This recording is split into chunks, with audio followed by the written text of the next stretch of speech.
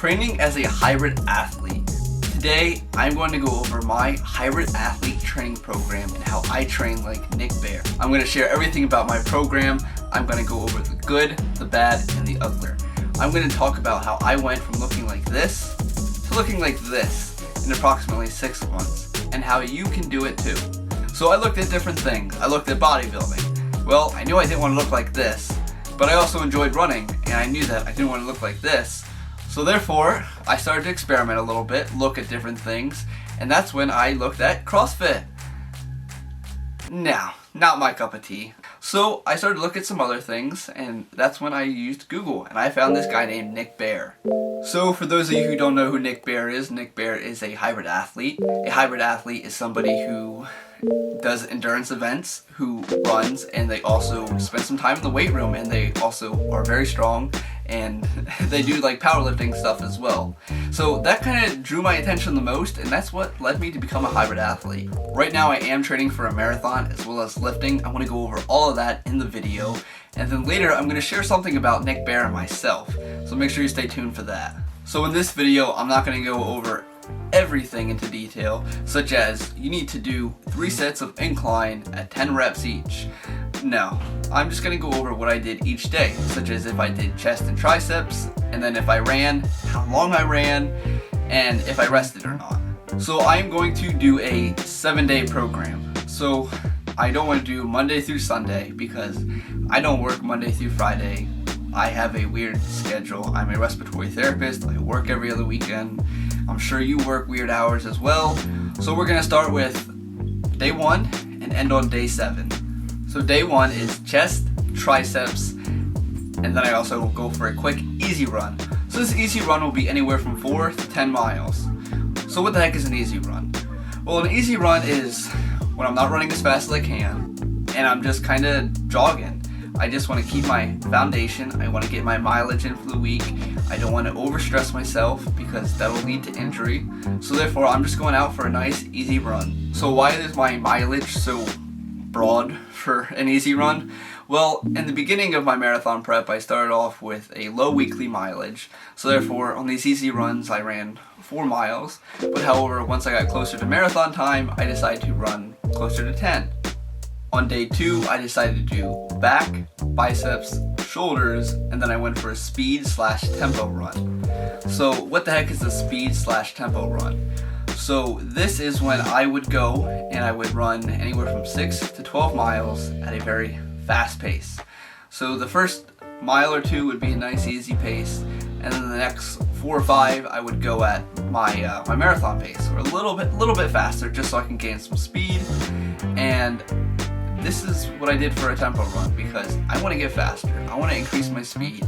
That way I'm not running a 10 or even a 12 minute per mile marathon. My goal is to run it under 4 hours, which is a 9 minute per mile marathon pace. So therefore I did my tempo runs at closer to 8 minutes per mile, and I just wanted to increase my speed, as I said. So day 3 was rest day. So I did absolutely nothing. Maybe I stretched, but what I definitely did was I watched hybrid athlete videos, and that's why I subscribed to this YouTube channel, so I could stay up to date. But really guys, I do appreciate if you like and subscribe. It helps push this video out to more people that are looking for training programs such as this one. It helps people that are just like you. So then day 4, we go right back to the gym with chest, triceps, and then another easy run. So very repetitive. So Bruce Lee once said, he does not fear the man who has practiced 10,000 kicks once, but the man who has practiced 1 kick 10,000 times. And that's exactly what we're doing. We are doing the same thing over and over again and just getting better and better.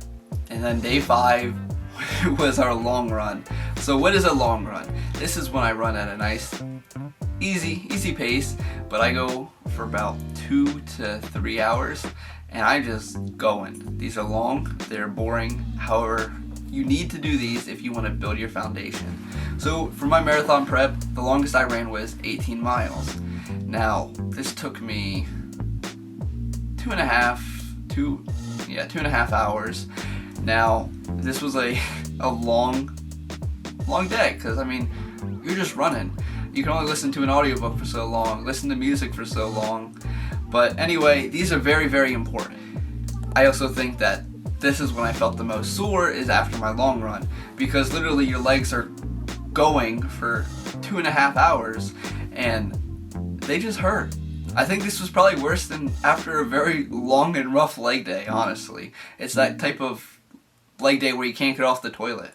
Day 6, I did just back and biceps. I did not run on day 6 because my legs were still very, very sore. And then on day 7, I just rested. Now, my biggest flaws throughout this whole program was that I only got my mileage up to about 30 miles per week, maybe a little over on some weeks, but I wish I would have done more because they say for a marathon that you should get it closer to 50. Now, I did take some breaks during a few weeks where I just was like, I'm not gonna run because my knees were sore, maybe a muscle was sore, and I did not want to exacerbate an injury or potentially cause an injury or make it worse.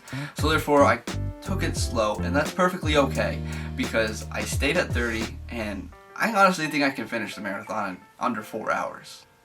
So looking at this whole program, I ran four times a week, roughly, maybe 5 some weeks. It all depended on my work schedule and what the weather was like, because those are 2 huge factors when it comes to running outside. I know that some of you are probably thinking right now, okay, Austin, you're not training legs. What the heck's up with that? And yes, that was one of my biggest flaws, is because with endurance events, you should train legs. However, I didn't do that until maybe midway through the program, and then I started to throw little things for legs in here and there, and then my legs were just sore all the time, and I knew it was my flaw. I should have started doing legs as soon as I started running, and I didn't. And then it just got closer to marathon time, and I was like, okay, I'm not doing legs until after I finish the marathon, and then I'm gonna go ahead and do legs as I train for my next marathon. So how did you stay motivated this whole time? Because you said earlier in the video you work 12-hour shifts. That's because I use this stuff right here. So this is my supplement company. This is my pre-workout. So I designed the ingredients to work for me. They are what works for me, and I know that they're going to work for other people. So I know a lot of you probably thinking right now, okay, Austin, you Googled Nick Bare. You understood Nick Bare. You knew exactly what he does, and you're just doing the exact same thing. Kind of. I'm a little different. I'm going to be different. I plan to be different. I was reading a comment, and one of the comments said, it must be nice to be a supplement company owner / CEO and just train all the time and do professional sports. And I thought, dude, why can't you do that? To this other guy, and then it kind of clicked in my head, and I thought, you know, I always had this entrepreneurial side to me. I'm very passionate about fitness and helping people. Why can't I do that? So then I kind of put it in my head, and I thought about it for a little while, and then I thought, I'm just gonna do it. I already have a tiny following with my YouTube, and I just need to get in shape and start my company and all this other stuff. And I mean, it'll come. It took BPN 10 years to get to where it's at now, but honestly, I'm ready for the journey. So that's my little kind of thing with Nick Bare that I told you guys to wait till the end, and that's that. Hope you guys stay along for the journey. As I said earlier in the video, if you guys like and subscribe, I highly appreciate it. And also, if you could go get some pre-workout, get a killer workout in, that'll be appreciated as well. See you guys in the next one.